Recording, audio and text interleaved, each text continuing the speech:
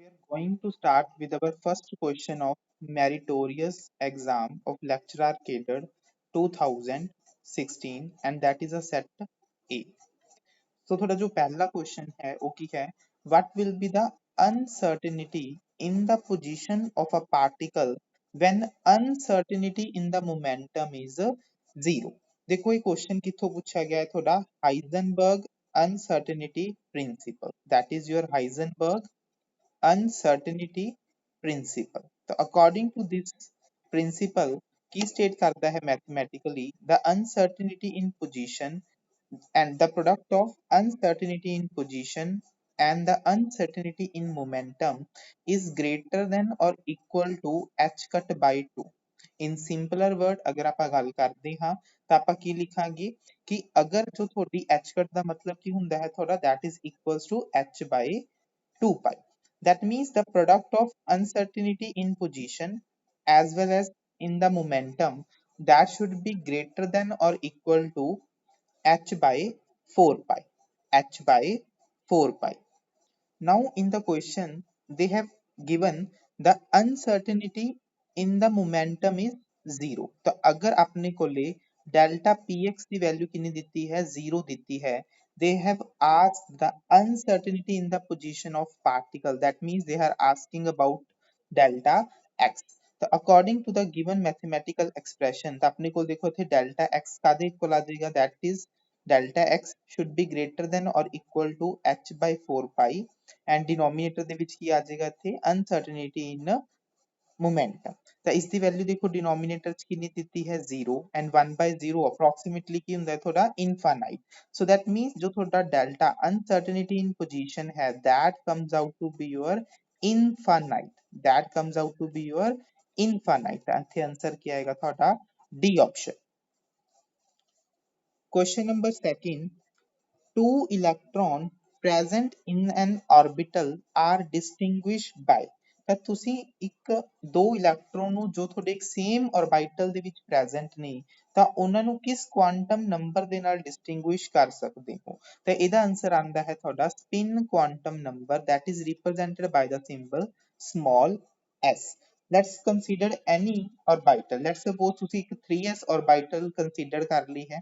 3s orbital ਦੇ ਵਿੱਚ ਦੇਖੋ ਥੋੜੇ ਦੋ ਇਲੈਕਟ੍ਰੋਨ ਪ੍ਰੈਜ਼ੈਂਟ ਨੇ ਠੀਕ ਹੈ।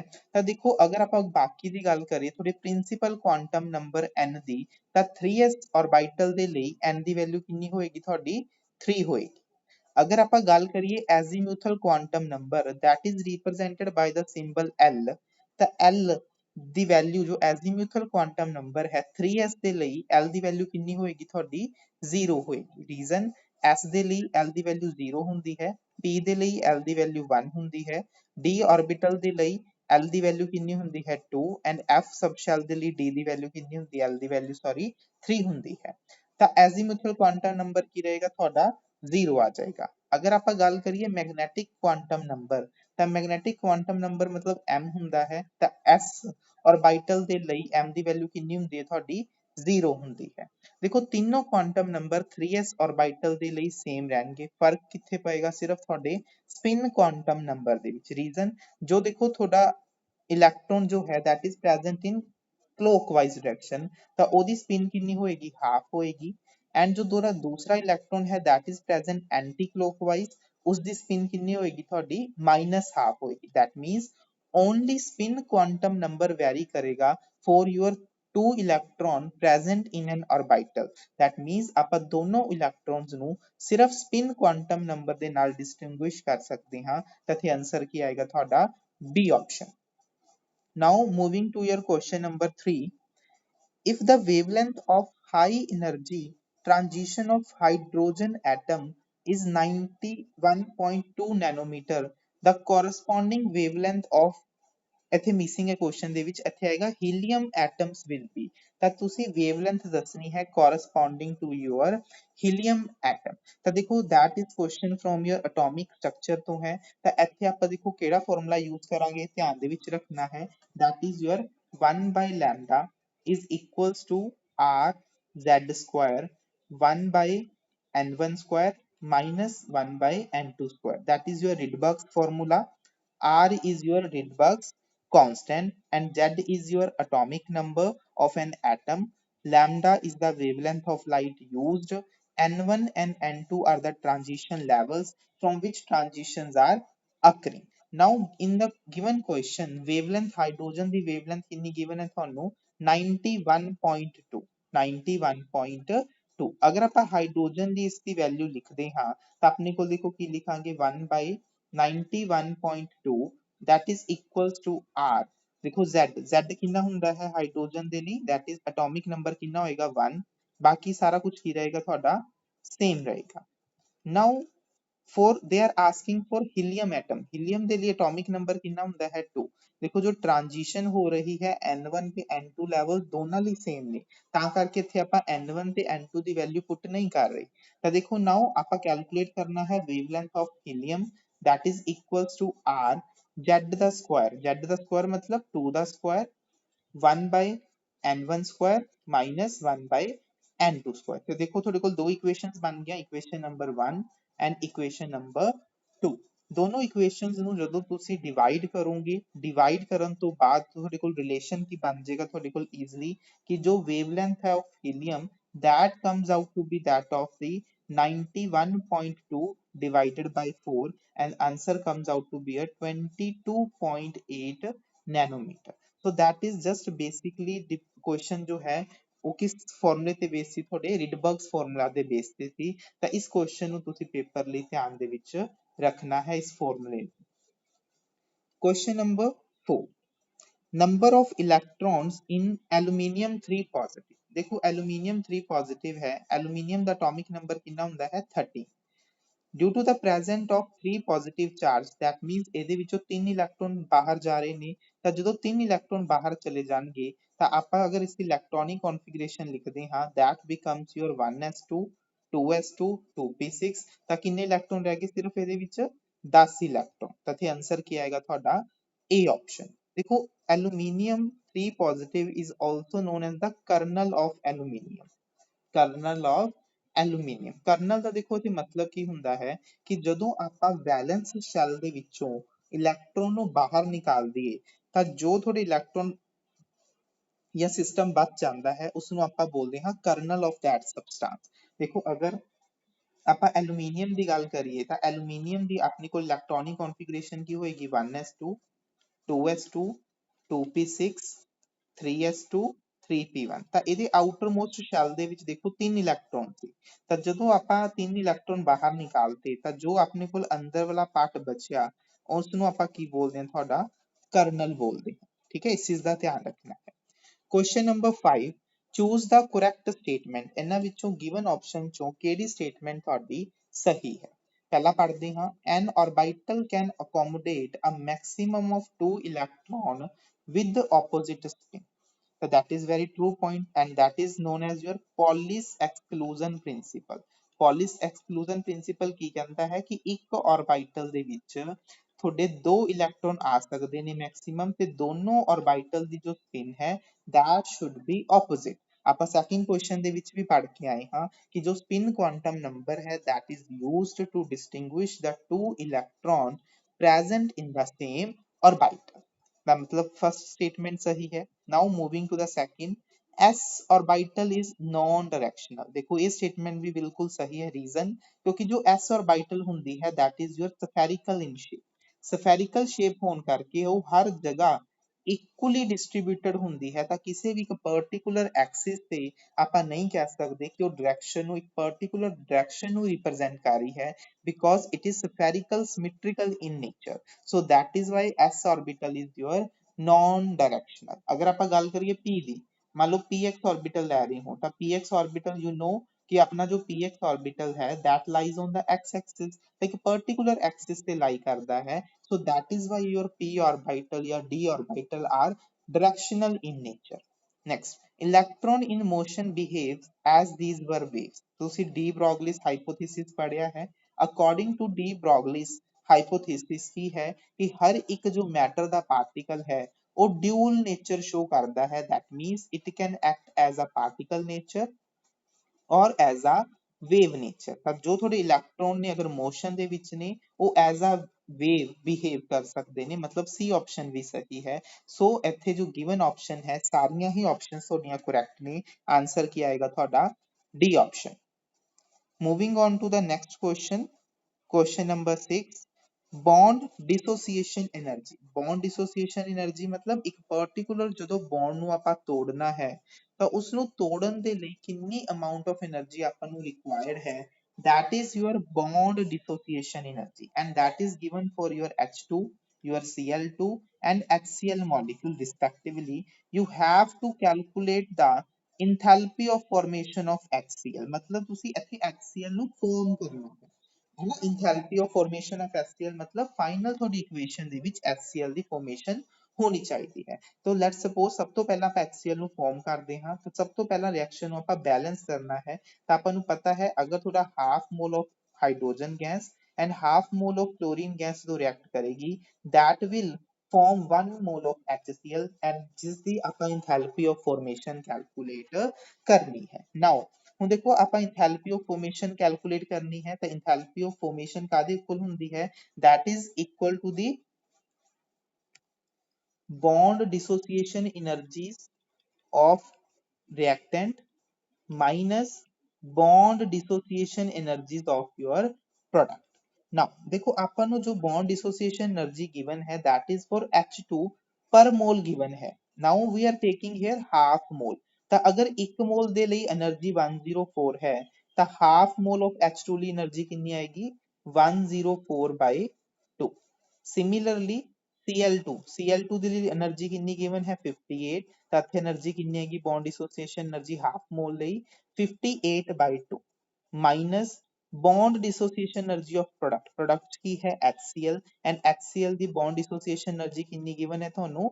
103। 1 ਮੋਲ ਹੈ ਤਾਂ ਆਪਣੇ ਕੋਲ ਪਰ ਮੋਲ 1 ਮੋਲ ਲਈ ਹੀ ਗਿਵਨ ਹੈ, ਤਾਂ ਆਪਾਂ ਐਜ਼ ਇਟ ਇਜ਼ ਰੱਖਾਂਗੇ ਇਹਨੂੰ। ਜਦੋਂ ਤੁਸੀਂ ਸੋਲਵ ਕਰੋਗੇ ਆਂਸਰ ਕਿੰਨਾ ਆਏਗਾ ਤੁਹਾਡਾ? -22 kilo calorie per mole, that means your D option। moving to your next question, among the following the state function is। देखो सब तो पहला ਤਾਂ ਸਮਝੋ state functions ਹੁੰਦੇ ਕੀ ਨੇ। state functions ਇਸ ਤਰ੍ਹਾਂ ਦੇ functions ਹੁੰਦੇ ਨੇ ਜੋ ਤੁਹਾਡੇ ਸਿਰਫ initial ਤੇ final point ਤੇ depend ਕਰਦੇ ਨੇ, ਉਹਨਾਂ ਨੂੰ ਆਪਾਂ ਬੋਲਦੇ ਹਾਂ state function। ਉਹ ਤੁਹਾਡੇ path ਤੇ depend ਨਹੀਂ ਕਰਦੇ। let's suppose ਕਿ ਆ ਤੁਹਾਡਾ ਇੱਕ initial point ਹੈ, ਆ ਤੁਹਾਡਾ final point ਹੈ, ਤਾਂ initial ਤੋਂ final ਜਾਣ ਲਈ ਤੁਸੀਂ ਕਿਸ path ਦਾ use ਕਰ ਰਹੇ ਹੋ ਉਹ state function ਉਸ ਦੇ ਨਾਲ depend ਨਹੀਂ ਕਰਦੇ। state function ਸਿਰਫ ਤੁਹਾਡੇ initial destination ਤੇ final destination ਤੇ ਹੀ depend ਕਰਦੇ ਨੇ। ਜਿੰਨੇ ਵੀ ਤੁਹਾਡੇ functions ਹੁੰਦੇ ਨੇ thermodynamics ਦੇ ਵਿੱਚ all are state function except work, heat and heat capacity। ਆ ਤਿੰਨੋਂ ਜੋ ਤੁਹਾਡੇ functions ਹੁੰਦੇ ਨੇ ਇਹ ਤਿੰਨ function ਤੁਹਾਡੇ path functions ਹੁੰਦੇ ਨੇ, ਮਤਲਬ path ਦੇ ਉੱਪਰ depend ਕਰਦੇ ਨੇ as well as upon your initial and final position। ਬਾਕੀ ਜਿੰਨੇ ਵੀ function ਨੇ ਚਾਹੇ ਤੁਹਾਡੀ entropy ਹੈ, ਚਾਹੇ ਤੁਹਾਡੀ enthalpy ਹੈ, ਚਾਹੇ ਤੁਹਾਡੀ heat energy ਹੈ, internal energy ਹੈ, all are your state function। clear ਹੈ point। ਤਾਂ ਜਿੰਨੇ ਵੀ ਤੁਹਾਡੇ state functions ਹੁੰਦੇ ਨੇ ਉਹ ਤੁਹਾਡੇ ਬਾਕੀ ਸਾਰੇ functions ਹੋਣਗੇ except work, heat and heat capacity। ਤਾਂ given ਚ ਪੁੱਛ ਰਹੇ ਨੇ ਕਿ state function ਕਿਹੜਾ ਹੈ? work ਨਹੀਂ, ਗਲਤ। work ਕੀ ਹੈ? ਤੁਹਾਡਾ path function ਹੈ। ਤਾਂ ਇੱਥੇ A ਤੇ B ਦੋਨੋਂ rejected ਹੋ ਜਾਣਗੇ। ਆਂਸਰ ਕੀ ਆਏਗਾ ਤੁਹਾਡਾ? C option। question number 8, when a gas at high pressure expands into a region of low pressure, its temperature। ਦੇਖੋ ਇਹ ਇੱਕ ਤੁਹਾਡਾ experiment ਹੈ ਜਿਸ ਨੂੰ ਆਪਾਂ ਬੋਲਦੇ ਹਾਂ ਜੂਲਸ ਥੌਮਸਨ experiment। ਤਾਂ according to this experiment, Joule Thomson experiment ਇੱਕ ਇਹਦੀ definition ਹੈ। ਕੀ ਕਹਿੰਦਾ ਹੈ ਕਿ ਜਦੋਂ ਵੀ ਕੋਈ ਗੈਸ ਨੂੰ ਆਪਾਂ ਹਾਈ ਪ੍ਰੈਸ਼ਰ ਤੋਂ ਲੋ ਪ੍ਰੈਸ਼ਰ ਚ expand ਕਰਦੇ ਹਾਂ ਤਾਂ ਉਹ ਜੋ expansion ਹੁੰਦਾ ਹੈ that occurs adiabatically, ਐਡੀਆਬੈਟਿਕਲੀ ਹੁੰਦਾ ਹੈ, ਜਿਹਦੇ ਵਿੱਚ ਕੀ ਹੁੰਦਾ ਹੈ ਤੁਹਾਡੀ ਕੂਲਿੰਗ ਅਕਰ ਹੁੰਦੀ ਹੈ। ਕੂਲਿੰਗ ਅਕਰ ਹੋਣ ਦਾ ਮਤਲਬ ਕੀ ਹੈ ਕਿ ਜਦੋਂ ਐਕਸਪੈਂਸ਼ਨ ਹੁੰਦੀ ਹੈ, ਐਕਸਪੈਂਸ਼ਨ ਦੌਰਾਨ ਥੋੜਾ ਜੋ ਸਿਸਟਮ ਦਾ ਟੈਂਪਰੇਚਰ ਹੈ ਉਹ ਡਿਕਰੀਜ਼ ਕਰ ਜਾਂਦਾ ਹੈ, ਮਤਲਬ ਇਨੀਸ਼ੀਅਲ ਟੈਂਪਰੇਚਰ ਜ਼ਿਆਦਾ ਹੁੰਦਾ ਹੈ, ਫਾਈਨਲ ਟੈਂਪਰੇਚਰ ਤੁਹਾਡਾ ਘੱਟ ਹੁੰਦਾ ਹੈ, ਕੂਲਿੰਗ ਅਕਰ ਹੁੰਦੀ ਹੈ। Except two gases, except hydrogen gas and helium gas. Hydrogen ਤੇ ਹੀਲੀਅਮ ਨੂੰ ਛੱਡ ਕੇ ਬਾਕੀ ਜਿੰਨੀਆਂ ਵੀ ਗੈਸਸ ਤੁਹਾਡੀਆਂ ਐਡੀਆਬੈਟਿਕਲੀ ਐਕਸਪੈਂਡ ਹੁੰਦੀਆਂ ਨੇ from high pressure into a region of low pressure, ਤਾਂ ਉਹਨਾਂ ਸਭ ਦੇ ਵਿੱਚ ਕੂਲਿੰਗ ਅਕਰ ਹੁੰਦੀ ਹੈ। ਸਿਰਫ ਹਾਈਡਰੋਜਨ ਤੇ ਜੋ ਹੀਲੀਅਮ ਨੇ ਇਹਨਾਂ ਦੇ ਵਿੱਚ ਕੀ ਹੁੰਦੀ ਹੈ ਤੁਹਾਡੀ ਹੀਟਿੰਗ ਅਕਰ ਹੁੰਦੀ ਹੈ। ਹੀਟਿੰਗ ਅਕਰ ਹੁੰਦੀ ਹੈ, ਇਹਨਾਂ ਇਸ ਦਾ ਕਈ ਵਾਰ ਕਾਰਨ ਵੀ ਪੁੱਛ ਲੈਂਦੇ ਨੇ, and that is due to their low inversion temperature, that is your inversion temperature। low inversion temperature ਹੋਣ ਦੇ ਕਾਰਨ ਇਹ ਦੋਨੋਂ ਇਫੈਕਟ ਆਪਣਾ ਕੀ ਕਰਦੇ ਨੇ ਹੀਟਿੰਗ ਇਫੈਕਟ ਸ਼ੋ ਕਰਦੇ ਨੇ ਸਿਰਫ ਹਾਈਡਰੋਜਨ ਹੀਲੀਅਮ ਗੈਸਸ, ਬਾਕੀ ਜਿੰਨੀਆਂ ਵੀ ਗੈਸਸ ਨੇ ਉਹ ਸਾਰੀਆਂ ਕੂਲਿੰਗ ਸ਼ੋ ਕਰਦੀਆਂ ਨੇ। ਤਾਂ ਇੱਥੇ ਆਨਸਰ ਕੀ ਆਏਗਾ ਤੁਹਾਡਾ ਸੀ ਆਪਸ਼ਨ। ਟੈਂਪਰੇਚਰ ਕਈਆਂ ਚ ਵੱਧਦਾ ਹੈ like hydrogen and helium, but ਬਾਕੀ ਮੋਸਟਲੀ ਦੇ ਵਿੱਚ ਕੀ ਕਰਦਾ ਹੈ ਤੁਹਾਡਾ ਡਿਕਰੀਜ਼ ਕਰਦਾ ਹੈ। Question number 9, for a chemical reaction to be a spontaneous at all temperature, देखो spontaneous ਦਾ ਮਤਲਬ ਜੋ ਰਿਐਕਸ਼ਨ ਆਪਣੇ ਆਪ ਹੁੰਦੀ ਹੈ, ਤਾਂ spontaneous ਦੀ ਕੁਝ ਕੰਡੀਸ਼ਨਸ ਹੁੰਦੀਆਂ ਨੇ। ਪਹਿਲੀ ਕੰਡੀਸ਼ਨ ਕੀ ਹੁੰਦੀ ਹੈ delta G should be negative and the change in entropy should be positive। These are the two main conditions for a reaction to be a spontaneous। Moreover, according to the given options, ਤੁਹਾਡੇ ਕੋਲ ਦੇਖੋ ਇੱਥੇ delta G ਤੇ delta H ਆ ਰਿਹਾ ਹੈ, ਤਾਂ delta G ਤੇ delta H ਆਪਸ ਕਿੱਦਾਂ ਰਿਲੇਟਡ ਹੁੰਦੇ ਨੇ ਇਸ ਇਕੁਏਸ਼ਨ ਦੇ ਨਾਲ। delta G is equals to delta H minus T delta X। now ਉਸ ਰਿਐਕਸ਼ਨ ਨੂੰ spontaneous ਬਣਾਉਣਾ ਹੈ ਤਾਂ delta G ਕੀ ਹੋਣੀ ਚਾਹੀਦੀ ਤੁਹਾਡੀ ਨੈਗੇਟਿਵ ਹੋਣੀ ਚਾਹੀਦੀ ਹੈ, ਐਂਡ ਐਂਟਰੋਪੀ should be ਪੋਜ਼ਿਟਿਵ ਹੋਣੀ ਚਾਹੀਦੀ ਹੈ। ਤਾਂ ਦੇਖੋ ਆਹ ਜੋ ਲੈਫਟ ਸਾਈਡ ਹੈ ਨੈਗੇਟਿਵ ਕਦੋਂ ਬਣੇਗਾ ਜਦੋਂ ਜੋ ਥੋੜਾ delta H ਦੀ ਵੈਲਿਊ ਕੀ ਆਏਗੀ ਤੁਹਾਡੀ ਨੈਗੇਟਿਵ ਆਏਗੀ। so that means delta G and delta H should be negative at all temperature for your chemical reaction to be spontaneous। spontaneous ਦਾ ਮਤਲਬ ਜੋ reaction ਆਪਣੇ ਆਪ forward ਇੱਕ particular direction ਦੇ ਵੱਲ proceed ਕਰ ਸਕਦੀ ਹੈ, and ਉਸਦੀ necessary conditions ਕੀ ਨੇ delta G should be less than 0 and delta H should be greater than 0। question number 10, for the given reaction, the difference between heat of reaction at constant temperature and constant volume at 25 degree Celsius। ਤਾਂ ਦੇਖੋ ਪਹਿਲਾਂ ਧਿਆਨ ਨਾਲ ਸਮਝੋ, ਦੇਖੋ ਜਿੰਨੇ ਵੀ questions ਦੇ ਆਪਾਂ ਕਰ ਰਹੇ ਨੇ that are all thermodynamics question ਹੈ ਨਾ। ਤਾਂ ਦੇਖੋ heat of reaction at constant pressure ਉਸ ਨੂੰ ਆਪਾਂ represent ਕਰਦੇ ਹਾਂ ਤੁਹਾਡਾ delta H ਦੇ ਨਾਲ, that is your heat of reaction at constant pressure, and the heat of reaction at constant volume that is represented by delta U। delta U मतलब change in internal energy and delta H ਦਾ ਮਤਲਬ ਕੀ ਹੁੰਦਾ ਹੈ change in enthalpy। ਤਾਂ ਦੇਖੋ ਦੋਨੋਂ ਆਪਸ ਦੇ ਵਿੱਚ ਕਿੱਦਾਂ ਰਿਲੇਟਡ ਹੁੰਦੇ ਨੇ ਧਿਆਨ ਨਾਲ ਸਮਝਣਾ ਹੈ।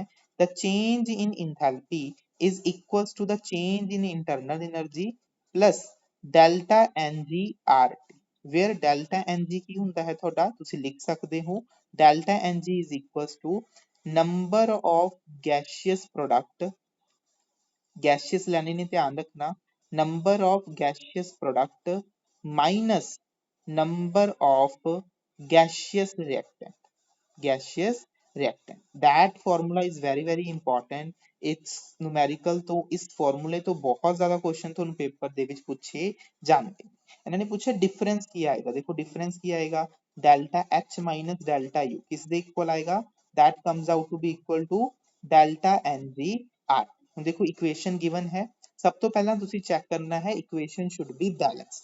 ਤਾਂ ਜੋ ਤੁਹਾਡੀ given equation ਹੈ ਇੱਕ ਇਹ ਤੁਹਾਡੀ balance ਹੈ, ਤਾਂ ਆਪਾਂ delta NG ਦੀ ਵੈਲਿਊ ਕੈਲਕੂਲੇਟ ਕਰਦੇ ਹਾਂ। ਦੇਖੋ ਪ੍ਰੋਡਕਟ ਗੈਸੀਅਸ ਕਿਹੜੇ ਨੇ ਆਹ ਵਾਲੇ ਮਤਲਬ ਸਿਰਫ 12 ਨੇ, ਮਾਈਨਸ ਰਿਐਕਟੈਂਟ ਦੇ ਵਿੱਚ ਗੈਸੀਅਸ ਪ੍ਰੋਡਕਟ ਰਿਐਕਟੈਂਟ ਕਿੰਨੇ ਨੇ 15, ਤਾਂ delta NG ਦੀ ਵੈਲਿਊ ਕਿੰਨੀ ਆ ਗਈ ਤੁਹਾਡੀ ਇੱਥੇ 12 minus 15, that comes out to be your minus 3।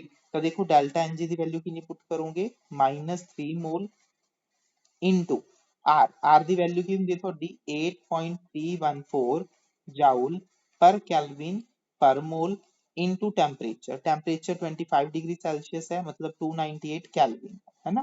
देखो मोल ਦੇ ਨਾਲ per mole cancel, per Kelvin ਦੇ ਨਾਲ Kelvin cancel, ਤਾਂ ਜਦੋਂ ਇਸ ਨੂੰ ਸੋਲਵ ਕਰੋਗੇ ਜੋ ਵੀ ਆਨਸਰ ਆਏਗਾ that would be in joule। ਪਰ ਇੱਥੇ ਆਪਾਂ ਨੂੰ ਗਿਵਨ ਆਪਸ਼ਨ ਕਿਲੋ ਜਾਊਲ ਚ ਦਿੱਤੇ ਨੇ, ਤਾਂ ਉਸ ਨੂੰ ਜਦੋਂ ਕਨਵਰਟ ਕਰੋਗੇ ਆਨਸਰ ਕਿੰਨਾ ਆਏਗਾ ਤੁਹਾਡਾ -7.432 ਕਿਲੋ ਜਾਊਲ। ਤਾਂ ਆਨਸਰ ਕੀ ਆਏਗਾ ਤੁਹਾਡਾ ਇੱਥੇ A option. Moving to the next question, question number 11, at a certain temperature equilibrium constant Kc is 16 for the following reaction। हर एक ਦੇ 1 ਮੋਲ ਗਿਵਨ ਹੈ of all the gases in 1 liter container। starting ਦੇ ਵਿੱਚ ਸਭ gases ਦੇ 1 mall given ਹੈ। you have to calculate the equilibrium concentration of NO। ਤਾਂ ਦੇਖੋ ਸਭ ਤੋਂ ਪਹਿਲਾਂ ਆਪਾਂ ਇਕੁਏਸ਼ਨ ਨੂੰ ਲਿਖ ਕੇ ਇਹਨੂੰ ਸੋਲਵ ਕਰਨ ਦੀ ਕੋਸ਼ਿਸ਼ ਕਰਦੇ ਹਾਂ। ਤਾਂ ਦੇਖੋ ਆਪਣੇ ਕੋਲ ਇਕੁਏਸ਼ਨ ਕੀ ਹੈ, SO2 plus NO2 give rise to SO3 plus N। ਤਾਂ ਇਨੀਸ਼ੀਅਲੀ ਸਭ ਦੇ ਕਿੰਨੇ ਮੋਲਸ ਪ੍ਰੈਜ਼ੈਂਟ ਸੀ, 1 ਮੋਲ, ਤੇ ਵੋਲਿਊਮ ਕਿੰਨਾ ਹੈ 1 ਲੀਟਰ। ਦੈਟ ਮੀਨਸ ਕੰਸੰਟ੍ਰੇਸ਼ਨ ਕਿੰਨਾ ਹੋ ਗਿਆ, ਮੋਲ ਬਾਈ ਵੋਲਿਊਮ। ਤਾਂ ਕਿੰਨੀ ਕੰਸੰਟ੍ਰੇਸ਼ਨ ਹੋਗੀ, ਮਤਲਬ 1 ਮੋਲ। ਤਾਂ ਸਟਾਰਟਿੰਗ ਦੇ ਵਿੱਚ ਸਭ ਦੀ ਕੰਸੰਟ੍ਰੇਸ਼ਨ ਕਿੰਨੀ ਹੈ ਤੁਹਾਡੀ 1 ਮੋਲ। ਲੈਟਸ ਸਪੋਜ਼ ਕਿ ਐਟ ਇਕੁਲਿਬਰੀਅਮ, ਜਦੋਂ ਇਕੁਲਿਬਰੀਅਮ ਆਇਆ ਤਾਂ ਮੰਨ ਲਓ ਇਸਦੇ x ਮੋਲ ਡਿਸੋਸੀਏਟ ਹੋ ਗਏ, NO2 ਦੇ ਵੀ x ਡਿਸੋਸੀਏਟ ਹੋਣਗੇ। ਦੇਖੋ ਜਿੰਨੇ ਮੋਲ ਇੱਥੇ ਡਿਸੋਸੀਏਟ ਹੋਣਗੇ ਓਨੇ ਹੀ ਮੋਲ ਤੁਹਾਡੇ SO3 ਤੇ NO ਦੇ ਫਾਰਮ ਹੋਣਗੇ ਡਿਊ ਟੂ ਦਾ ਸਟਿਕਿਓਮੈਟਰੀ ਕੋਐਫੀਸ਼ੀਐਂਟ। ਸਭ ਦੇ ਵਿੱਚ ਦੇਖੋ 1 ਮੋਲ ਹੈ ਤਾਂ ਇੱਥੇ x ਮੋਲ ਅਗਰ ਡਿਸੋਸੀਏਟ ਹੋਏ ਨੇ ਤਾਂ ਇੱਥੇ x ਮੋਲ ਬਣਨਗੇ। ਤਾਂ ਇੱਥੇ ਦੀ ਕੰਸੰਟ੍ਰੇਸ਼ਨ ਕਿੰਨੀ ਹੋ ਜਾਏਗੀ, 1 plus x। ਸਿਮਿਲਰਲੀ NO ਦੀ ਕੰਸੰਟ੍ਰੇਸ਼ਨ ਕਿੰਨੀ ਹੋ ਜਾਏਗੀ ਤੁਹਾਡੀ 1 plus x। now ਹੁਣ ਦੇਖੋ ਤੁਹਾਨੂੰ ਪਤਾ ਹੈ equilibrium constant Kc that is equals to the product the concentration divided by reactant the concentration।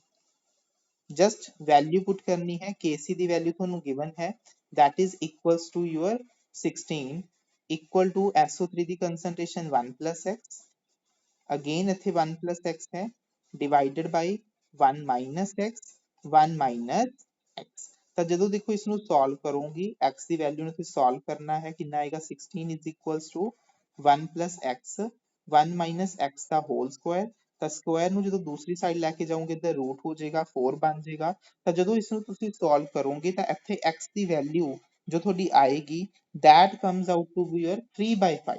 ਕਿੰਨੀ ਆਏਗੀ ਤੁਹਾਡੀ 3/5 ਆਏਗੀ। ਤਾਂ ਹੁਣ ਇੱਥੇ ਪੁੱਛਿਆ ਹੈ equilibrium concentration of NO। ਤਾਂ NO ਦੇ ਉੱਪਰ concentration ਕਿੰਨੀ ਹੈ ਤੁਹਾਡੀ 1 plus x, 1 plus x। ਤਾਂ ਦੇਖੋ 1 plus x ਕਿੰਨੀ ਹੈ 3/5। ਤਾਂ ਆਂਸਰ ਕਿੰਨਾ ਆਏਗਾ ਤੁਹਾਡਾ 8/5। 8/5 ਦਾ ਮਤਲਬ ਕਿੰਨਾ ਹੋ ਗਿਆ 1.6 moles। ਤਾਂ ਆਂਸਰ ਕੀ ਆਏਗਾ ਤੁਹਾਡਾ ਇੱਥੇ A ਆਪਸ਼ਨ। ਕੁਐਸਚਨ ਬਹੁਤ ਹੀ ਸਿੰਪਲ ਆਉਂਦੇ ਨੇ, ਬਸ ਫਾਰਮੂਲਾ ਬੇਸਡ ਹੈ, ਫਾਰਮੂਲਾ ਸਮਝਣਾ ਹੈ, ਧਿਆਨ ਨਾਲ ਕਨਸੈਪਟ ਨੂੰ ਸਮਝਣਾ ਹੈ, ਕਿੱਦਾਂ ਉਸ ਨੂੰ ਸੋਲਵ ਕਰਨਾ ਹੈ। ਕੈਲਕੂਲੇਸ਼ਨ ਬੜੇ ਹੀ ਆਰਾਮ ਦੇ ਨਾਲ ਕਰਨਾ ਹੈ, ਕਿਤੇ ਵੀ ਕੈਲਕੂਲੇਸ਼ਨ ਦੇ ਵਿੱਚ ਮਿਸਟੇਕ ਹੋਏਗੀ ਤਾਂ ਆਂਸਰ ਗੜਬੜਾ ਜਾਏਗਾ। Moving on to the next question, given calcium carbonate ਕਹਿੰਦੇ ਡਿਸੋਸ਼ੀਏਟ ਕਰ ਰਿਹਾ ਹੈ, ਡੈਲਟਾ H ਪੋਜ਼ਿਟਿਵ ਹੈ ਮਤਲਬ ਰਿਐਕਸ਼ਨ ਕੀ ਹੈ ਤੁਹਾਡੀ ਐਂਡੋਥਰਮਿਕ ਹੈ। ਰਿਐਕਸ਼ਨ ਕੀ ਹੈ ਤੁਹਾਡੀ ਐਂਡੋਥਰਮਿਕ ਹੈ। ਦੇ ਆਰ ਆਸਕਿੰਗ ਕਿ ਪ੍ਰੈਸ਼ਰ ਆਫ CO2 ਵਿੱਚ ਕੀ ਫਰਕ ਪਏਗਾ ਅਗਰ ਆਪਾਂ ਟੈਂਪਰੇਚਰ ਦੇ ਨਾਲ ਦੇਖਦੇ ਹਾਂ। ਧਿਆਨ ਨਾਲ ਸਮਝੋ, ਅਗਰ ਰਿਐਕਸ਼ਨ ਤੁਹਾਡੀ ਐਂਡੋਥਰਮਿਕ ਹੁੰਦੀ ਹੈ ਤਾਂ ਟੈਂਪਰੇਚਰ ਵਧਾਉਣ ਦੇ ਨਾਲ ਰਿਐਕਸ਼ਨ ਕਿੱਧਰ ਨੂੰ ਜਾਂਦੀ ਹੈ ਤੁਹਾਡੀ ਫਾਰਵਰਡ ਨੂੰ ਜਾਂਦੀ ਹੈ। ਟੈਂਪਰੇਚਰ ਵਧਾਉਣ ਦੇ ਨਾਲ ਰਿਐਕਸ਼ਨ ਕਿੱਧਰ ਨੂੰ ਜਾਂਦੀ ਹੈ ਤੁਹਾਡੀ ਫਾਰਵਰਡ ਹੈ। On the other hand side ਅਗਰ ਰਿਐਕਸ਼ਨ ਤੁਹਾਡੀ ਐਕਸੋਥਰਮਿਕ ਹੈ ਤਾਂ ਟੈਂਪਰੇਚਰ ਵਧਾਉਣ ਦੇ ਨਾਲ ਰਿਐਕਸ਼ਨ ਤੁਹਾਡੀ ਕਿੱਧਰ ਨੂੰ ਜਾਂਦੀ ਹੈ ਤੁਹਾਡੀ ਬੈਕਵਰਡ ਸਾਈਡ ਜਾਂਦੀ ਹੈ। ਨਾਓ ਹੁਣ ਦੇਖੋ ਇੱਥੇ ਕੀ ਹੈ, ਰਿਐਕਸ਼ਨ ਕੀ ਹੈ ਤੁਹਾਡੀ ਐਂਡੋਥਰਮਿਕ ਹੈ। ਅਗਰ ਤੁਸੀਂ ਟੈਂਪਰੇਚਰ ਵਧਾਤਾ, ਲੈਟਸ ਸਪੋਜ਼ ਟੈਂਪਰੇਚਰ ਵਧਾएंगे ਤਾਂ ਰਿਐਕਸ਼ਨ ਕਿੱਧਰ ਨੂੰ ਜਾਏਗੀ ਫਾਰਵਰਡ ਦੀ ਤਰਫ, ਫਾਰਵਰਡ ਨੂੰ ਜਾ ਰਹੀ ਹੈ। that means there will be more formation of calcium carbonate and carbon dioxide। ਤਾਂ ਅਗਰ ਕਾਰਬਨ ਡਾਈਆਕਸਾਈਡ ਜ਼ਿਆਦਾ ਬਣੇਗੀ ਮਤਲਬ ਗੈਸ ਜ਼ਿਆਦਾ ਬਣ ਰਹੀ ਹੈ ਤਾਂ ਪ੍ਰੈਸ਼ਰ ਕੀ ਹੋਏਗਾ ਉਸਦਾ ਇਨਕਰੀਜ਼ ਕਰੇਗਾ, ਬਿਕॉज ਗੈਸਿਸ ਹੀ ਪ੍ਰੈਸ਼ਰ ਨੂੰ ਐਗਜ਼ਰਟ ਕਰਦੀਆਂ ਨੇ। ਤਾਂ ਜਿੰਨੀ ਜ਼ਿਆਦਾ ਅਮਾਉਂਟ ਆਫ ਗੈਸ ਹੋਏਗੀ that means ਪ੍ਰੈਸ਼ਰ ਉਨਾ ਹੀ ਜ਼ਿਆਦਾ ਹੋਏਗਾ। ਤਾਂ ਇੱਥੇ ਆਂਸਰ ਕੀ ਆਏਗਾ ਤੁਹਾਡਾ A ਆਪਸ਼ਨ। ਜਿਵੇਂ ਜਿਵੇਂ ਟੈਂਪਰੇਚਰ ਨੂੰ ਵਧਾਓਗੇ ਰਿਐਕਸ਼ਨ ਫਾਰਵਰਡ ਨੂੰ ਜਾਏਗੀ, there will be more formation of carbon dioxide gas and hence pressure will increase। 12th ਦਾ ਆਂਸਰ ਕੀ ਆਏਗਾ ਤੁਹਾਡਾ A option. Moving to the question number 13, for the given reaction we have to find the relation between Kp and Kc, है ना। तो देखो Kp ਤੇ Kc ਕਿੱਦਾਂ ਰਿਲੇਟਡ ਹੁੰਦੇ ਨੇ ਧਿਆਨ ਰੱਖਣਾ ਹੈ। that is equals to Kp equal to Kc RT ਦੀ power delta Ng। Delta Ng again ਕੀ ਹੁੰਦਾ ਹੈ ਤੁਹਾਡਾ number of gaseous product minus gaseous reactant. ਤਾਂ ਇਹਦੇ ਲਈ ਦੇਖੋ ਆਪਣੇ ਕੋਲ ਹਾਈਬਰਸ ਪ੍ਰੋਸੈਸ ਵਾਲੀ ਰਿਐਕਸ਼ਨ ਹੈ ਤਾਂ ਇਹਦੇ ਵਿੱਚ ਦੇਖੋ ਆਪਣੇ ਗੈਸੀਅਸ ਰਿਐਕਟ ਪ੍ਰੋਡਕਟ ਕਿੰਨੇ ਨੇ 2 ਮਾਈਨਸ ਰਿਐਕਟੈਂਟ ਕਿੰਨੇ ਨੇ, ਦੇਖੋ ਨਾਈਟ੍ਰੋਜਨ ਕਿੰਨਾ ਹੈ 1, ਹਾਈਡਰੋਜਨ ਕਿੰਨੇ ਨੇ 3। ਤਾਂ ਇੱਥੇ ਡੈਲਟਾ Ng ਦੀ ਵੈਲਿਊ ਕਿੰਨੀ ਆਏਗੀ ਤੁਹਾਡੀ, that comes out to be your -2। ਤਾਂ ਅਗਰ ਇੱਥੇ ਤੁਸੀਂ ਵੈਲਿਊ ਪੁੱਟ ਕਰੋਗੇ ਤਾਂ ਦੋਨਾਂ ਦੇ ਵਿੱਚ ਆਪਸ ਰਿਲੇਸ਼ਨ ਕੀ ਬਣ ਜਾਏਗਾ, Kp equal to Kc RT ਦੀ ਪਾਵਰ -2। ਤਾਂ ਆਂਸਰ ਕੀ ਆ ਜਾਏਗਾ ਤੁਹਾਡਾ ਇੱਥੇ, D option. that is again a very important formula for your exam, ਤਾਂ ਇਸ ਨੂੰ ਤੁਸੀਂ ਨੋਟ ਡਾਊਨ ਕਰਨਾ ਹੈ। Moving to the next question, question number 14, ਕਹਿੰਦੇ for the given following reaction the value of equilibrium constant, ਧਿਆਨ ਰੱਖਣਾ ਜੋ ਤੁਹਾਡਾ chemical equilibrium constant ਹੁੰਦਾ ਹੈ K, that only depends upon temperature, only depends upon temperature, ਸਿਰਫ temperature ਦੇ ਨਾਲ ਹੀ ਇਹ vary ਕਰਦਾ ਹੈ, concentration, pressure, volume, ਕੁਛ ਬਾਕੀ ਜੋ ਵੀ ਫੈਕਟਰਸ ਨੇ ਉਹ ਇਕੁਇਲਿਬਰੀਅਮ ਕਾਂਸਟੈਂਟ ਦੀ ਵੈਲਿਊ ਨੂੰ ਇਫੈਕਟ ਨਹੀਂ ਕਰਦੇ ਐਕਸੈਪਟ ਟੈਂਪਰੇਚਰ। ਤਾਂ ਦੇਖੋ ਕੋਈ ਵੀ ਆਪਸ਼ਨ ਇਦਾਂ ਦਾ ਨਹੀਂ ਹੈ ਜਿਹਦੇ ਵਿੱਚ ਸਿਰਫ ਟੈਂਪਰੇਚਰ ਹੋਵੇ, ਤਾਂ ਫਿਰ ਆਨਸਰ ਕੀ ਆਏਗਾ ਤੁਹਾਡਾ, none of this, none of this. ਸਿਰਫ ਇਕੁਇਲਿਬਰੀਅਮ ਜੋ ਕਾਂਸਟੈਂਟ ਹੈ ਟੈਂਪਰੇਚਰ ਤੇ ਹੀ ਡਿਪੈਂਡ ਕਰਦਾ ਹੈ। Next, question number 15. A piece of copper is added to an aqueous solution of FeCl3, ਕਹਿੰਦੇ ਕੀ ਹੋਏਗਾ, ਧਿਆਨ ਨਾਲ ਸਮਝੋ। ਦੇਖੋ ਆਇਰਨ ਹੈ, ਇੱਕ ਤੁਹਾਡੇ ਕੋਲ ਕੋਪਰ ਹੈ, ਇੱਕ ਆਇਰਨ ਹੈ। ਜੋ ਤੁਹਾਡੀ ਇਲੈਕਟ੍ਰੋਕੈਮੀਕਲ ਸੀਰੀਜ਼ ਹੁੰਦੀ ਹੈ that is lithium, potassium, barium, strontium, calcium, sodium, magnesium, then ਆਂਦਾ ਹੈ aluminium, manganese, then zinc, chromium, iron, cadmium, cobalt, nickel, tin, then ਆਂਦਾ ਹੈ lead, then ਆਂਦਾ ਹੈ hydrogen, then copper, silver, gold। ਸੋ ਦੇਖੋ ਜੋ ਇਹਦੇ ਵਿੱਚ lithium ਹੈ that is the strongest reducing agent ਹੈ, ਠੀਕ ਹੈ। that means strongest reducing agent ਦਾ ਮਤਲਬ ਕੀ ਹੈ ਕਿ ਇਸਦੀ ਜੋ ਦੂਸਰੇ ਨੂੰ ਆਕਸੀਡਾਈਜ਼ ਕਰਨ ਦੀ ਟੈਂਡੈਂਸੀ ਜ਼ਿਆਦਾ ਹੈ ਤੇ ਖੁਦ ਨੂੰ ਰਿਡਿਊਸ ਕਰਨ ਦਾ ਜੋ ਪੋਟੈਂਸ਼ੀਅਲ ਹੈ, ਰਿਡਕਸ਼ਨ ਪੋਟੈਂਸ਼ੀਅਲ ਹੈ, ਉਹ ਸਭ ਤੋਂ ਜ਼ਿਆਦਾ ਹੈ। ਤਾਂ ਦੇਖੋ ਸੀਰੀਜ਼ ਦੇ ਵਿੱਚ ਜੋ ਉੱਪਰ ਆਂਦਾ ਹੈ ਉਹ ਕਿੱਥੇ ਐਕਟ ਕਰਦਾ ਹੈ, ਤੁਹਾਡੇ ਅਨੋਡ ਤੇ ਐਕਟ ਕਰਦਾ ਹੈ, ਦੂਸਰੇ ਨੂੰ ਆਕਸੀਡਾਈਜ਼ ਕਰੇਗਾ। that is a strong reducing agent, lithium is the strongest reducing agent in the whole periodic table, है ना। ਤਾਂ reducing agent ਦਾ ਮਤਲਬ ਕੀ ਹੁੰਦਾ ਹੈ, agent ਦਾ ਕੰਮ ਕੀ ਹੁੰਦਾ ਹੈ, ਦੂਸਰੇ ਨੂੰ ਇਫੈਕਟ ਕਰਨਾ। ਤਾਂ reducing agent ਮਤਲਬ ਦੂਸਰੇ ਨੂੰ reduce ਕਰੇਗਾ, ਖੁਦ ਕੀ ਹੋਏਗਾ, oxidize ਹੋਏਗਾ। ਤਾਂ that is a strong reducing agent, that means ਇਹਦੀ ਜੋ oxidation potential ਹੈ ਉਹ ਕੀ ਹੁੰਦੀ ਹੈ, ਜ਼ਿਆਦਾ ਹੁੰਦੀ ਹੈ। and ਜਿਸਦਾ oxidation potential ਜ਼ਿਆਦਾ ਹੈ that means that will occur at a node, that means ਹੁਣ ਦੇਖੋ ਤੁਹਾਡੇ ਕੋਲ ਇੱਕ ਕੋਪਰ ਹੈ, ਕੋਪਰ ਦੇਖੋ ਸੀਰੀਜ਼ ਦੇ ਵਿੱਚ ਨੀਚੇ ਆਂਦਾ ਹੈ, ਜੋ ਆਇਰਨ ਹੈ ਉਹ ਸੀਰੀਜ਼ ਦੇ ਵਿੱਚ ਉੱਪਰ ਆਂਦਾ ਹੈ। that means ਜੋ ਤੁਹਾਡਾ ਆਇਰਨ ਹੈ ਉਹ ਅਨੋਡ ਤੇ ਅਕਰ ਹੋਏਗਾ, ਉਹਦੀ ਰਿਐਕਸ਼ਨ ਉਹ ਅਨੋਡ ਦੀ ਤਰ੍ਹਾਂ ਐਕਟ ਕਰੇਗਾ, ਐਂਡ ਜੋ ਤੁਹਾਡਾ ਕੋਪਰ ਹੈ that will act as your cathode। ਧਿਆਨ ਰੱਖਣਾ ਜੋ ਸੀਰੀਜ਼ ਦੇ ਵਿੱਚ ਉੱਪਰ ਹੈ ਉਹ ਅਨੋਡ ਤੇ ਐਕਟ ਕਰਦਾ ਹੈ, ਜੋ ਸੀਰੀਜ਼ ਦੇ ਵਿੱਚ ਨੀਚੇ ਹੈ that will act at cathode।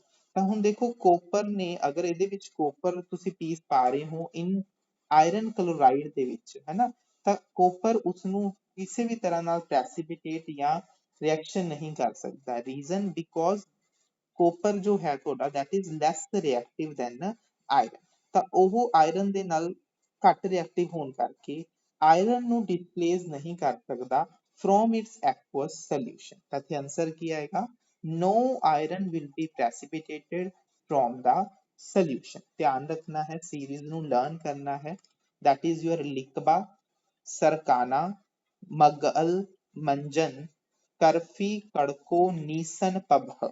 ਮੈਂ ਇਸ ਨੂੰ ਏਦਾਂ ਯਾਦ ਰੱਖਿਆ ਹੋਇਆ ਹੈ, ਸੀਰੀਜ਼ ਦੇ ਵਿੱਚ ਜੋ ਸਭ ਤੋਂ ਉੱਪਰ ਹੈ that is your lithium, that is the strongest reducing agent, that means ਉਸਦਾ oxidation potential ਸਭ ਤੋਂ ਜ਼ਿਆਦਾ ਹੈ, that means it has the tendency to get oxidized, ਮਤਲਬ ਉਹ ਅਨੋਡ ਤੇ ਐਕਟ ਕਰਦੇ ਨੇ, ਤੇ ਜੋ ਸੀਰੀਜ਼ ਦੇ ਵਿੱਚ ਨੀਚੇ ਆਉਂਦੇ ਨੇ that will act at cathode। Next ਹੈ ਕੋਹਲੋਸ਼ ਲੋ ਇਜ਼ ਰਿਲੇਟਡ ਟੂ, ਦੇਖੋ ਸਭ ਤੋਂ ਪਹਿਲਾਂ ਸਮਝਦੇ ਹਾਂ ਕੀ ਹੁੰਦਾ ਹੈ ਕੋਹਲੋਸ਼ ਲੋ ਕੀ ਹੈ, that is the law of migration of independent ions।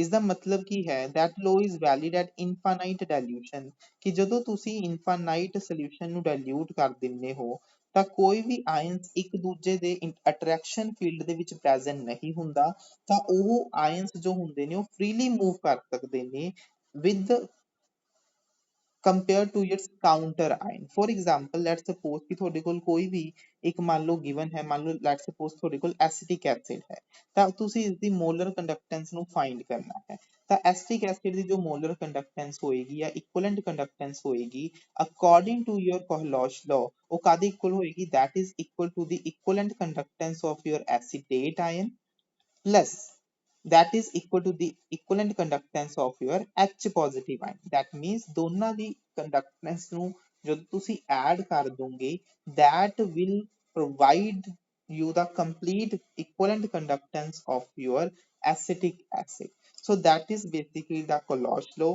and that is related to your equivalent conductance that is related to your equivalent conductance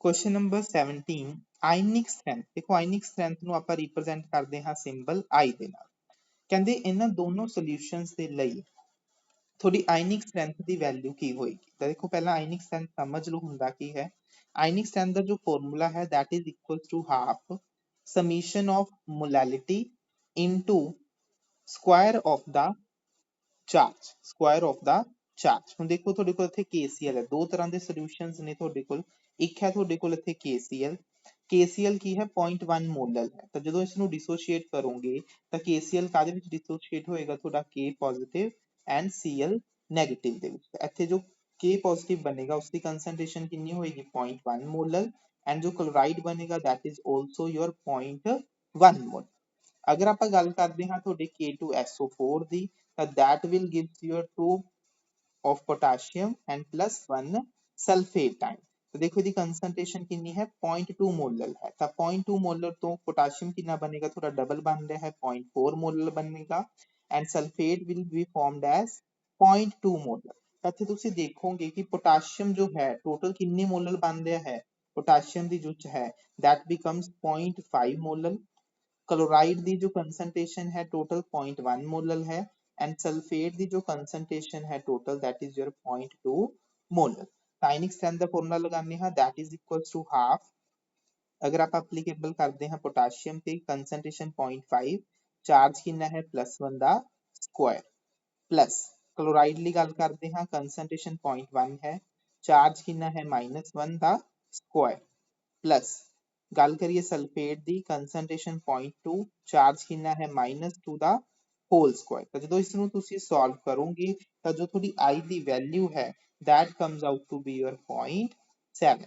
0.7 ਤਾਂ ਆਨਸਰ ਕੀ ਆਏਗਾ ਇੱਥੇ ਤੁਹਾਡਾ B option next question saturated solution of potassium nitrate is used to make salt bridge ਦੇਖੋ ਸਭ ਤੋਂ ਪਹਿਲਾਂ ਤੁਹਾਨੂੰ ਪਤਾ ਹੋਣਾ ਚਾਹੀਦਾ ਹੈ ਕਿ ਜੋ ਥੋੜਾ salt bridge ਹੁੰਦਾ ਹੈ ਉਹ ਤੁਹਾਡੇ electrochemical cell ਦੇ ਵਿੱਚ ਆਪਾਂ use ਕਰਦੇ ਹਾਂ to maintain the electrical neutrality electrical neutrality ਨੂੰ maintain ਕਰਨ ਦੇ ਲਈ ਆਪਾਂ ਇਸ ਨੂੰ use ਕਰਦੇ ਹਾਂ ਦੇਖੋ ਕਿੱਦਾਂ electrical neutrality ਨੂੰ maintain ਕਰਦੇ ਹਾਂ ਤਾਂ ਆਪਾਂ salt bridge ਦੇ ਵਿੱਚ ਇੱਕ salt ਐਡ ਕਰਦੇ ਹਾਂ ਜਿਸ salt ਦੇ ਵਿੱਚ ਜੋ ਤੁਹਾਡਾ ਪੋਜ਼ਿਟਿਵ ਪਾਰਟ ਹੈ ਤੇ ਜੋ ਨੈਗੇਟਿਵ ਪਾਰਟ ਹੈ ਉਸਦਾ ਜੋ ਟਰਾਂਸਪੋਰਟ ਨੰਬਰ ਹੈ ਟਰਾਂਸਪੋਰਟ ਨੰਬਰ ਕਹਿ ਲਓ ਚਾਹੇ ਉਸਦੀ ਕਹਿ ਲਓ ਸਪੀਡ ਕਹਿ ਲਓ ਉਹ ਬਿਲਕੁਲ ਕੀ ਹੁੰਦੀ ਹੈ ਆਲਮੋਸਟ ਸੇਮ ਹੁੰਦੀ ਹੈ that type of salt are basically used in your salt bridge ਜਿਨ੍ਹਾਂ ਦੇ ਕੈਟਾਇਨ ਤੇ ਅਨਾਇਨ ਦਾ ਟਰਾਂਸਪੋਰਟ ਨੰਬਰ ਸੇਮ ਹੁੰਦਾ ਹੈ ਜਾਂ ਕੈਟਾਇਨ ਜਾਂ ਅਨਾਇਨ ਦੀ ਸਪੀਡ ਜਾਂ ਕਹਿ ਲਓ ਵੈਲੋਸਿਟੀ ਉਹ ਕੀ ਹੁੰਦੀ ਹੈ ਸੇਮ ਹੁੰਦੀ ਹੈ ਤਾਂ ਉੱਥੇ ਆਪਾਂ ਇਸ ਨੂੰ ਯੂਜ਼ ਕਰਦੇ ਹਾਂ ਸਾਲਟ ਬ੍ਰਿਜ ਦੇ ਵਿੱਚ ਉਸ ਤਰ੍ਹਾਂ ਦੇ ਸਾਲਟ ਨੂੰ ਯੂਜ਼ ਕੀਤਾ ਜਾਂਦਾ ਹੈ ਤਾਂ ਇਹਨਾਂ ਨੇ ਕਿਹਾ ਹੈ ਆਪਾਂ ਪੋਟਾਸ਼ੀਅਮ ਨਾਈਟ੍ਰੇਟ ਯੂਜ਼ ਕਰਦੇ ਹਾਂ ਕਿਉਂ because velocity of your cation and anion are nearly the same ਤਾਂ ਇੱਥੇ ਆਨਸਰ ਕੀ ਆਏਗਾ ਤੁਹਾਡਾ D option question number 19 given है ਤੁਹਾਨੂੰ ਇੱਕ ਸੈੱਲ given ਹੈ ਸੈੱਲ ਦੇਖੋ that is the cell representation ਧਿਆਨ ਰੱਖਣਾ ਹੈ ਸੈੱਲ representation ਰਾਈਟ ਸਾਈਡ ਤੇ ਹਮੇਸ਼ਾ ਹੀ ਕੈਥੋਡ given ਹੁੰਦਾ ਹੈ ਐਂਡ ਲੈਫਟ ਸਾਈਡ ਤੇ ਹਮੇਸ਼ਾ ਹੀ ਐਨੋਡ given ਹੁੰਦਾ ਹੈ ਤਾਂ ਸਭ ਤੋਂ ਪਹਿਲਾਂ ਤੁਸੀਂ ਕੀ ਕਰਨਾ ਹੁੰਦਾ ਹੈ, ਸੈੱਲ ਦੀ ਰਿਐਕਸ਼ਨ ਲਿਖਣੀ ਹੈ। ਤਾਂ ਦੇਖੋ ਕੈਥੋਡ ਤੇ ਕੀ ਹੋ ਰਿਹਾ ਹੈ, ਐਨੋਡ ਤੇ ਰਿਐਕਸ਼ਨ ਲਿਖੋ, ਕੈਥੋਡ ਤੇ ਲਿਖਣਾ ਹੈ। ਤਾਂ ਐਨੋਡ ਤੇ ਰਿਐਕਸ਼ਨ ਕੀ ਹੈ, ਤੁਹਾਡੀ ਜ਼ਿੰਕ ਤੇ ਹੈ। ਐਨੋਡ ਤੇ ਕੀ ਹੁੰਦਾ ਹੈ, ਹਮੇਸ਼ਾ ਹੀ ਤੁਹਾਡਾ ਆਕਸੀਡੇਸ਼ਨ ਹੁੰਦਾ ਹੈ। ਤਾਂ ਸਭ ਤੋਂ ਪਹਿਲਾਂ ਤੁਸੀਂ ਕੀ ਲਿਖੋਗੇ ਆਪਣੇ ਐਨੋਡ ਤੇ, ਤਾਂ ਐਨੋਡ ਤੇ ਰਿਐਕਸ਼ਨ ਕੀ ਹੋ ਰਹੀ ਹੈ, zinc will be converted into zinc 2 positive plus 2 ਇਲੈਕਟ੍ਰॉन। देखो जिंक की कंसंट्रेशन कितनी गिवन है, 1 मोलर गिवन है, तो इत्थे लिखोगे 1 मोल। कैथोड ते की हो रहा है, रिडक्शन हो रहा है ਤੁਹਾਡੇ copper the, that means copper 2 positive जिसकी concentration कितनी है 1 molar, that is gaining the 2 electron and converting into your copper salt। ठीक है, ਤਾਂ overall देखो रिएक्शन की बन गई ਤੁਹਾਡੀ zinc plus copper 2 positive 1 molar जिसकी concentration है that is getting converted into zinc 2 positive having concentration 1 molar plus copper salt। ਤਾਂ ਦੇਖੋ ਹੁਣ ਤੁਸੀਂ find out ਕੀ ਕਰਨਾ ਹੈ, considered cell ਹੈ, ਤੁਸੀਂ ਦੱਸਣਾ ਹੈ cell ਤੁਹਾਡੀ spontaneous ਹੈ ਜਾਂ non spontaneous ਹੈ। ਤਾਂ in terms of your cell ਆਪਾਂ spontaneity ਕਿੱਦਾਂ ਦੱਸਦੇ ਹਾਂ, ਉਸਦੀ ਆਪਾਂ E naught cell calculate ਕਰਦੇ ਹਾਂ। ਅਗਰ E naught cell ਤੁਹਾਡਾ ਆਇਆ positive then you will say your cell reaction will be your spontaneous। अगर E cell थोड़ा negative आंदा है you will say your cell reaction will be non spontaneous। ठीक है, ਹੁਣ देखो E cell जो ਤੁਸੀਂ calculate ਕਰਦੇ ਹੋ that is equals to the cathode electrode potential of cathode minus reduction potential of your anode। ਧਿਆਨ ਰੱਖਣਾ ਦੋਨਾਂ ਦੇ ਵਿੱਚ ਤੁਸੀਂ ਕੀ ਕਰਨਾ ਹੈ, reduction potential minus ਕਰਨੇ ਹੁੰਦੇ ਨੇ। ਤਾਂ ਜੋ ਤੁਹਾਨੂੰ ਇੱਥੇ value given ਹੈ that is of reduction potential he given ਹੈ। cathode ਕਿਹੜਾ ਹੈ ਤੁਹਾਡਾ, ਇੱਥੇ copper, ਤਾਂ copper ਲਈ value ਕਿੰਨੀ ਦਿੱਤੀ ਹੈ ਤੁਸੀਂ 0.35 minus anode ਦੀ value ਕਿੰਨੀ ਹੈ this one minus 0.763। ਤਾਂ ਜਦੋਂ ਇਸ ਨੂੰ ਸੋਲਵ ਕਰੋਗੇ ਵੈਲਿਊ ਕਿੰਨੀ ਆਏਗੀ ਤੁਹਾਡੀ 1.113 ਵੋਲਟ ਆਏਗੀ, that is positive, that means cell reaction is spontaneous। ਤਾਂ ਇੱਥੇ ਆਂਸਰ ਕੀ ਆਏਗਾ ਤੁਹਾਡਾ A option। Moving on to your next question, question number 20। reaction 2A gives B plus C would be zero order। ਦੇਖੋ reaction ਨੂੰ ਆਪਾਂ ਕਿਸੇ ਵੀ ਰਿਐਕਸ਼ਨ ਦਾ ਆਰਡਰ ਕਿੱਦਾਂ ਡਿਫਾਈਨ ਕਰਦੇ ਹਾਂ, ਦੇਖੋ ਜਨਰਲੀ ਕਿਸੇ ਵੀ ਪਾਰਟਿਕੂਲਰ ਰਿਐਕਸ਼ਨ ਜਿਹਦਾ ਆਰਡਰ n ਹੈ ਤਾਂ ਆਪਾਂ ਉਹਨੂੰ ਕਿੱਦਾਂ ਰਿਪਰੈਜ਼ੈਂਟ ਕਰਦੇ ਹਾਂ, rate of a reaction is directly proportional to concentration to power n है ना। तो इस पावर ਦੇ ਬੇਸ ਤੇ ਆਪਾਂ ਆਰਡਰ ਨੂੰ ਡਿਫਾਈਨ ਕਰਦੇ ਹਾਂ। Now they are saying that order is 0, ਤਾਂ ਇੱਥੇ n ਦੀ ਵੈਲਿਊ ਕਿੰਨੀ ਆਏਗੀ 0 ਆਏਗੀ। ਸੋ ਦੈਟ ਮੀਨਸ ਜੋ ਤੁਹਾਡੀ ਰੇਟ ਹੈ that is not depend upon on your reactant, reactant ਤੇ depend ਹੀ ਨਹੀਂ ਕਰਦੀ, that means rate of reaction will remain same at any concentration of A। concentration ਜਦੋਂ A ਦੇ ਨਾਲ rate reaction ਦੀ vary ਹੀ ਨਹੀਂ ਕਰ ਰਹੀ, ਚਾਹੇ concentration A ਦਾ ਤੁਸੀਂ ਜਿੰਨਾ ਮਰਜ਼ੀ ਘਟਾ ਵਧਾ ਲਓ ਤਾਂ rate ਦੇ ਉੱਪਰ ਕੋਈ ਫਰਕ ਨਹੀਂ ਪੈਣਾ, rate will remain the constant and that is the curve that comes out in your zero order reaction if you plot a curve between rate of a reaction and the concentration of a reactant। ਤਾਂ ਕੀ answer ਕੀ ਆਏਗਾ ਤੁਹਾਡਾ D option। Question number 21। In the titration between oxalic acid and acidified KMnO4 the manganese salt formed catalyze the reaction। ठीक है, मैग्नेस जो salt बनता है कहते reaction ਨੂੰ ਕੈਟਾਲਾਈਜ਼ ਕਰ ਰਿਹਾ ਹੈ, ਰਿਐਕਸ਼ਨ ਨੂੰ ਫਾਸਟ ਕਰ ਰਿਹਾ, ਸਪੀਡ ਅਪ ਕਰ ਰਿਹਾ ਹੈ। ਕਹਿੰਦੇ ਜੋ ਮੈਗਨੇਸ ਸਾਲਟ ਹੈ ਉਸ ਨੂੰ ਆਪਾਂ ਕੀ ਕਵਾਂਗੇ, that will act as your auto catalyst। ਦੇਖੋ auto catalyst ਕੀ ਹੁੰਦੇ ਨੇ, ਜੋ ਰਿਐਕਸ਼ਨ ਦੇ ਵਿੱਚ ਇੱਕ ਜੋ ਪ੍ਰੋਡਕਟ ਬਣਦਾ ਹੈ, ਜਦੋਂ ਜੋ ਪ੍ਰੋਡਕਟ ਫਾਰਮ ਬਣਿਆ ਹੈ that itself act as a catalyst for the reaction, ਤਾਂ ਉਹਨਾਂ ਨੂੰ ਆਪਾਂ ਬੋਲਦੇ ਹਾਂ auto catalyst। ਤਾਂ ਕਰਕੇ ਇੱਥੇ ਜੋ ਮੈਂਗਨਸ ਸਾਲਟ ਹੈ ਜੋ ਥੋੜਾ ਫਾਰਮ ਹੋਇਆ ਹੈ in between the reaction that will act as a catalyst that helps in speed up the reaction in forward as well as in the backward direction। So that is your auto catalyst, that is the definition। So 21 ਦਾ ਇੱਥੇ answer ਕੀ ਆਏਗਾ ਤੁਹਾਡਾ A option। Question number 22। In the hydrogenation of alcohol the catalyst used is। hydrogenation मतलब ਆਪਾਂ hydrogen ਦਾ add ਕਰਵਾਣਾ ਹੈ, ਜਦੋਂ ਆਪਾਂ double bond ਦੇ ਉੱਪਰ ਹਾਈਡਰੋਜਨ ਐਡ ਕਰਵਾਉਂਦੇ ਹਾਂ ਜਾਂ ਟ੍ਰਿਪਲ ਬੌਂਡ ਦੇ ਉੱਪਰ ਹਾਈਡਰੋਜਨ ਐਡ ਕਰਵਾਉਂਦੇ ਹਾਂ that converted into your saturated compounds alkane ਦੇ ਵਿੱਚ ਕਨਵਰਟ ਹੋ ਜਾਂਦਾ ਹੈ। ਤਾਂ ਕਹਿੰਦੇ ਹਾਈਡਰੋਜਨੇਸ਼ਨ ਆਫ ਐਲਕੋਹਲ ਦੇ ਲਈ ਜੋ ਆਪਾਂ ਮੋਸਟ ਪ੍ਰੋਬਲ ਕੈਟਲਿਸਟ ਹੈ that is your nickel। ਆਪਾਂ platinum ਵੀ यूज कर सकते हाँ, but they are very costly। सो जो अपने पहुंच विच हुंदा है that is your nickel। ਇੱਥੇ आंसर ਕੀ ਆਏਗਾ ਤੁਹਾਡਾ B option। Question number 23, half lifetime of a decomposition of a substance dissolved in CCl4 is 2.5 hours at 30 degrees Celsius। How much of the substance will be left after 10 hours if the initial weight of the substance is 160 gram? ਤਾਂ ਦੇਖੋ ਧਿਆਨ ਨਾਲ ਸਮਝਣਾ ਹੈ ਕਿ ਤੁਹਾਡੇ ਕੋਲ half life time given ਹੈ and they are talking about your first order reaction. They are talking about your first order reaction. ਵੈਸੇ ਇੱਥੇ ਮੈਂਸ਼ਨ ਕਰਨਾ ਚਾਹੀਦਾ ਸੀ, ਬਾਈ ਮਿਸਟੇਕ ਇੱਥੇ ਮੈਂਸ਼ਨ ਕਰਨਾ ਭੁੱਲ ਚੁੱਕੇ ਨੇ। ਤਾਂ ਫਸਟ ਆਰਡਰ ਦੇ ਲਈ ਤੁਸੀਂ ਧਿਆਨ 'ਚ ਰੱਖਣਾ ਹੈ, ਦੋ ਫਾਰਮੂਲੇ ਧਿਆਨ 'ਚ ਰੱਖਣੇ ਨੇ। ਪਹਿਲਾ ਹੈ ਟੀ ਹਾਫ। ਟੀ ਹਾਫ ਕਾਹਦੇ ਇਕੁਅਲ ਹੁੰਦਾ ਹੈ ਤੁਹਾਡਾ 0.693 divided by rate constant, that is the first formula। and the second formula ਕੀ ਹੁੰਦਾ ਹੈ ਤੁਹਾਡਾ that is your kt is equal to log a naught by 80। front ਤੇ ਕੀ ਲਿਖਦੇ ਆ 2.303। 80 ਕੀ ਹੈ ਇਨੀਸ਼ੀਅਲ concentration and 80 ਜੋ concentration time t ਤੇ ਤੁਹਾਡੀ ਬਚ ਗਈ ਹੈ, remaining concentration at time t। ਹੁਣ ਦੇਖੋ ਆਪਾਂ ਸਭ ਤੋਂ ਪਹਿਲਾਂ ਕੀ ਫਾਈਂਡ ਕਰਨਾ ਹੈ ਕਿ ਕਿੰਨਾ much substance left ਬਚ ਗਿਆ ਹੈ, ਮਤਲਬ ਇੱਥੇ ਆਪਾਂ 80 ਫਾਈਂਡ ਕਰਨਾ ਹੈ। ਤਾਂ ਸਭ ਤੋਂ ਪਹਿਲਾਂ ਦੇਖੋ ਤੁਹਾਡੇ ਕੋਲ ਟੀ ਹਾਫ ਦੀ ਵੈਲਿਊ ਗਿਵਨ ਹੈ that is your 2.5 hours।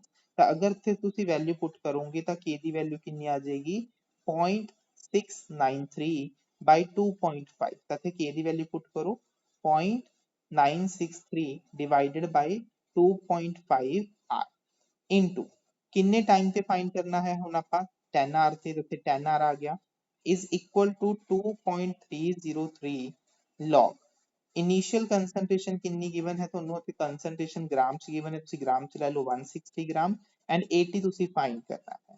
ਤਾਂ ਇਸ ਨੂੰ ਸੋਲਵ ਕਰ ਲੈਣਾ, ਜਦੋਂ ਤੁਸੀਂ ਇਸ ਨੂੰ ਸੋਲਵ ਕਰੋਗੇ the value comes out to be your 10 gram 10 gram. ਤਾਂ ਇੱਥੇ ਆਨਸਰ ਕੀ ਆਏਗਾ ਤੁਹਾਡਾ B option।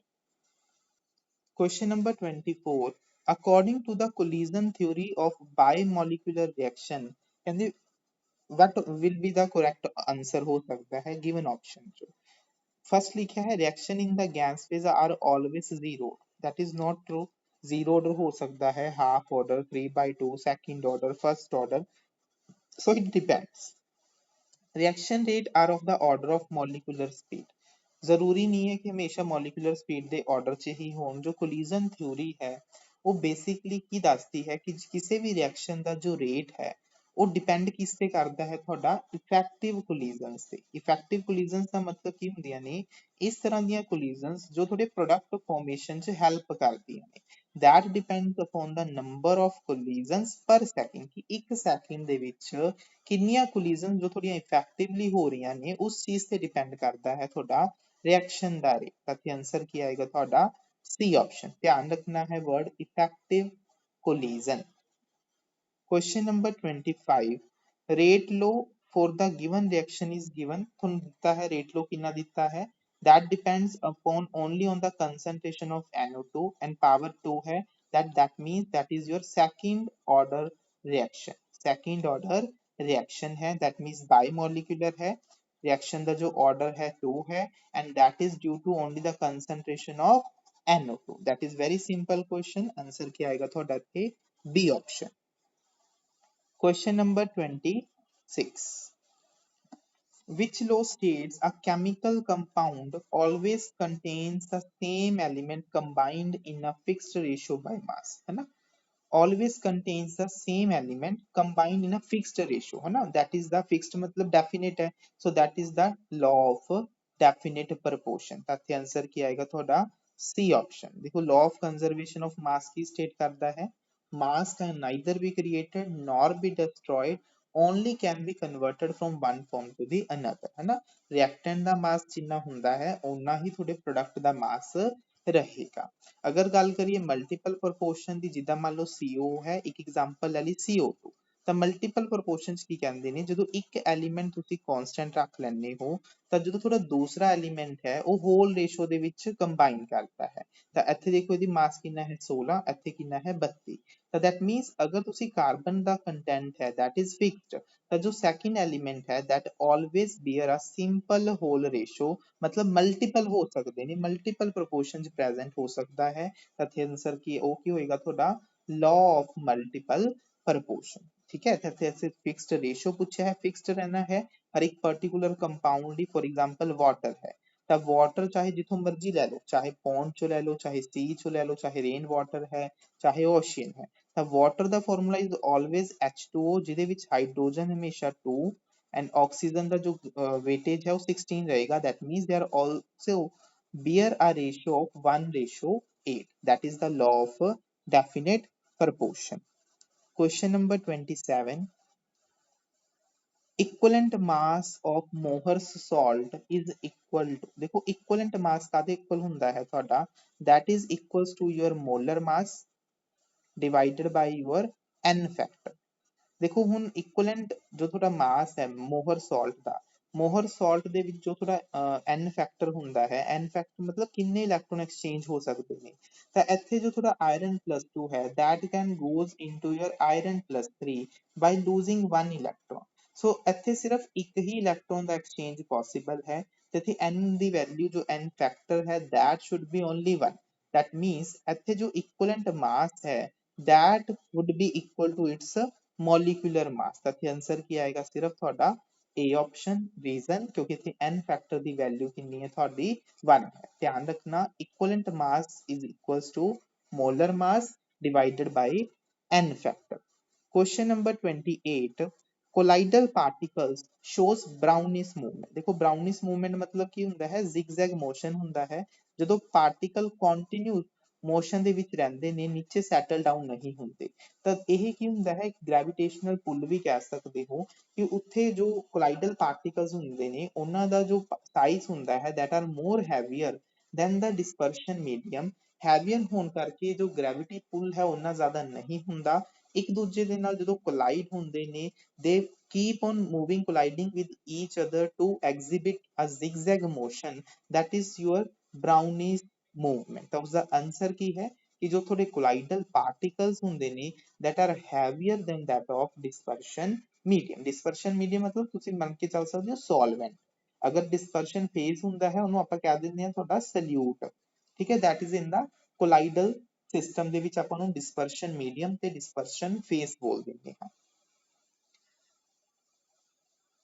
Next है question number 29, which of the following is most effective in coagulating a ferric hydroxide। देखो ferric hydroxide है, ferric hydroxide मतलब FeOH thrice। ਜਿੰਨੇ ਵੀ ਤੁਹਾਡੇ ਹਾਈਡਰੋਕਸਾਈਡ ਹੁੰਦੇ ਨੇ ਉਹ ਕੀ ਹੁੰਦੇ ਨੇ ਤੁਹਾਡੇ ਪੋਜ਼ਿਟਿਵ ਸੋਲਸ ਹੁੰਦੇ ਨੇ that are positive soul। ਤਾਂ ਦੇਖੋ ਹੁਣ ਪੋਜ਼ਿਟਿਵ ਸੋਲ ਨੂੰ ਆਪਾਂ ਕੋਗੂਲੇਟ ਕਰਨਾ ਹੈ, ਪ੍ਰੈਸਿਪਿਟੇਟ ਕਰਨਾ ਹੈ, ਤਾਂ ਕੌਣ ਕੋਗੂਲੇਟ ਕਰਨਗੇ ਉਸਨੂੰ, ਨੈਗੇਟਿਵ ਆਇਨਸ। ਕੌਣ ਕਰਨਗੇ ਉਸਨੂੰ, ਨੈਗੇਟਿਵ ਆਇਨਸ। ਤਾਂ ਦੇਖੋ ਇਹ ਇੱਕ law ਹੈ that is your Hardy Squeeze law, that is your Hardy Squeeze law। According to this law ਦੇਖੋ ਹੁਣ ਪੋਜ਼ਿਟਿਵ ਹੈ, ਦੇਖੋ ਪੋਜ਼ਿਟਿਵ ਨੂੰ ਕੋਗੂਲੇਟ ਕਿਸਨੇ ਕਰਨਾ ਹੈ, ਨੈਗੇਟਿਵ ਚਾਰਜ ਨੇ। ਤਾਂ ਜਿੰਨਾ ਜ਼ਿਆਦਾ ਨੈਗੇਟਿਵ ਚਾਰਜ ਪ੍ਰੈਜ਼ੈਂਟ ਹੋਏਗਾ ਓਨਾ ਹੀ ਜਲਦੀ ਕੋਗੂਲੇਸ਼ਨ ਹੋਏਗੀ, ਪੋਜ਼ਿਟਿਵ ਚਾਰਜ ਓਨਾ ਹੀ ਨੈਗੇਟਿਵ ਚਾਰਜ ਦੇ ਨਾਲ ਬਾइंड करेगा, इंटरेक्ट करेगा ਤੇ ਓਨੀ ਹੀ ਜ਼ਿਆਦਾ ਪ੍ਰੈਸਿਪਿਟੇਸ਼ਨ ਜਾਂ ਕੋਗੂਲੇਸ਼ਨ ਜ਼ਿਆਦਾ ਹੋਏਗੀ। ਤਾਂ ਦੇਖੋ ਤੇ KCl ਹੈ -1 ਚਾਰਜ ਹੈ, NO3 ਨੈਗੇਟਿਵ ਹੁੰਦਾ ਹੈ -1 ਹੈ, ਇੱਥੇ ਕੀ ਹੈ ਤੁਹਾਡਾ ਪੋਟਾਸ਼ੀਅਮ ਫੈਰਿਕ ਸਾइनाइड ਹੈ, ਇੱਥੇ ਕੀ ਹੈ 3 ਨੈਗੇਟਿਵ ਚਾਰਜ ਹੈ, SO4 2 ਨੈਗੇਟਿਵ ਹੈ।